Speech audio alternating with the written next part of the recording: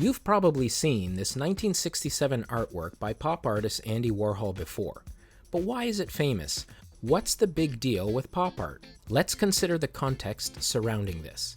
Context includes all the things that might have influenced the artwork or the artist. Let's start historically. In the 1950s and 60s, America was in a post-war economic boom. Supermarkets were filled with products, and there was an abundance of items available. Ads and commercials were selling these products. Movie stars were popular, which also drove celebrity culture.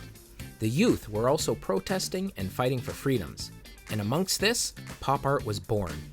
Subjects included celebrities, comics, products, and food, all items from popular culture. Pop artists were reacting against the work of abstract expressionism.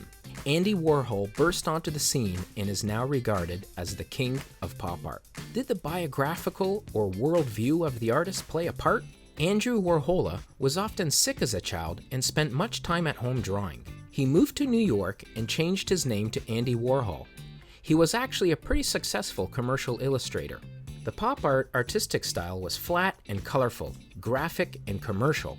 It celebrated mass production. Through silkscreen printing, Warhol's art highlighted celebrities such as Elvis Presley and Jackie Kennedy. He reproduced images already in the public eye.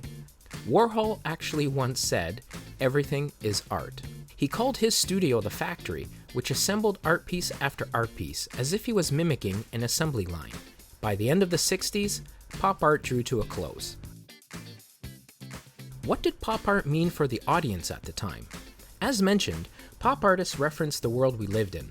They turned everyday items into high art. They depicted the notion of celebrity as commodity. They merged graphics and fine art.